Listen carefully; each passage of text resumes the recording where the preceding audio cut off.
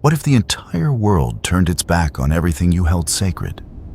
What if obedience to the divine meant standing utterly alone, laboring for decades on a monument no one understood, mocked by your neighbors, abandoned by your generation, all while trusting a promise that defied every law of nature? This is the account of Noah, a man who constructed an ocean-going vessel when the sky had never released a single drop of rain, who proclaimed righteousness to a civilization that closed its ears, and who became the living conduit through which the Creator preserved breath itself from the greatest catastrophe the earth has ever known. An era existed when the earth was young, and humanity multiplied across its valleys and plains. 10 generations had passed since the expulsion from the garden. In that span, something went terribly, irreversibly wrong. The corruption did not arrive in a sudden flash. It crept in slowly, like poison seeping into a communal well. Violence saturated the avenues of every city. Wickedness became the baseline currency of daily existence. The powerful seized whatever they desired, crushing anyone who impeded their ambitions. The strong consumed the weak, and no voice cried out for justice, because justice had long since been erased from human memory. The pre-flood world was far from primitive. These were brilliant, resourceful architects who raised towering urban centers, forged intricate tools of bronze and iron, and composed complex symphonies. They possessed sharp intelligence, capability, and boundless creativity. Yet, they channeled every divine gift toward absolute destruction. The imagination of the human heart leaned exclusively toward evil, continually. Every thought, every impulse, and every ambition bent toward absolute darkness. The planet groaned beneath the crushing weight of systemic sin.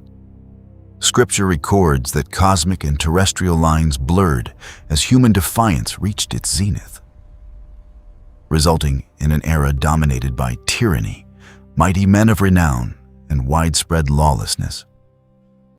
Humanity crossed a threshold of moral ruin from which return seemed impossible. The creator of the cosmos, the very entity who spoke light into existence and breathed animation into dust, looked upon his masterpiece with a grief that pierced the heavenly realms. The Lord perceived that human wickedness had saturated the earth, and profound sorrow gripped his heart. Picture for a moment the architect of reality looking upon his creation not merely with wrath, but with deep, abiding grief. The God who called all things good now beheld only systemic corruption. Listen, my family. He made a decree that would alter the trajectory of history forever. Yet, amid universal darkness, a single man found grace in the sight of the Lord. His name was Noah. The historical record distinguishes him through 3 profound designations. Noah was righteous. He was blameless among his contemporaries. And Noah walked closely with God. While society drowned in moral decay, this individual chose an entirely different path. He refused to let the surrounding pollution poison his soul. While his neighbors pursued brutality and self-gratification, Noah sought the living God. The daily reality of this commitment demanded immense resolve. Perhaps Noah refused to participate in the corrupt economic enterprises of violent men. Perhaps he taught his sons to revere the Creator in a culture that taught children to fear nothing. Perhaps his neighbors laughed at his quiet devotions and mocked his loyalty to an invisible sovereign. In a generation that completely abandoned its maker, Noah remained immovable. He walked with God when doing so meant walking in total isolation. Then, the silence broke. The Creator spoke. The end of all flesh has come before me. The earth is filled with violence because of them. Behold, I will destroy them along with the earth. but I will establish my covenant with you." Imagine hearing those words. Imagine the immense weight settling upon human shoulders as the divine declared judgment upon the entire globe. Every living breath would be swept away. Yet Noah and his household would remain untouched, not because of personal perfection, but because of active, unyielding faith. Then came the precise blueprints. Construct an ark of gopher wood. Compartmentalize the interior with rooms. Seal every seam inside and out with pitch. Dimensions: 300 cubits in length, 50 cubits in breadth, and 30 cubits in height. In modern measurements, this translated to a vessel roughly 450 feet long, 75 feet wide, and 45 feet high. This was no ordinary boat. It was a floating sanctuary spanning the length of 1.5 football fields, featuring 3 distinct internal decks and a massive displacement capacity. Nothing of its scale had ever been attempted. Nothing similar would be constructed for millennia. And the Creator asked one man and his family to build it entirely by hand, in a land that had never witnessed rainfall. By faith, construction commenced. Day after day, year after year, the rhythmic striking of iron upon timber echoed across the dry landscape. Noah and his sons, Shem, Ham, and Japheth, felled towering trees and shaped massive beams. They coated planks with dark pitch, building internal stalls, pens, and vast storage chambers. The ark rose slowly from the dust, standing as a towering monument of obedience in a world that had forgotten the meaning of the word. Passers-by gathered at the construction perimeter, pointing and laughing. They watched an aging man assemble an impossible maritime leviathan on arid soil, warning of a global deluge that defied every historical precedent. To them, Noah was a lunatic wasting his life on an absurd delusion. Ancient accounts note that Noah acted as a herald of truth. For as long as 120 years, he warned his civilization of impending judgment. He pleaded with them to abandon their cruelty, offering the exact same path of mercy extended to him. Yet, no one listened. Outside his immediate household, not a single soul believed the warning. Consider the emotional toll of that isolation. Decade after decade of grueling physical labor, decade after decade of public ridicule. Neighbors deemed him insane. Extended family members severed ties. Only his wife, his 3 sons, and their wives stood by him. 8 souls facing down the collective mockery of an entire planet. This is what genuine faith resembles when tested to its absolute limits. It requires moving forward without emotional affirmation or immediate proof, trusting the spoken word of the Creator against every observable circumstance. Finally, after decades of patient endurance, the colossal wooden structure stood complete.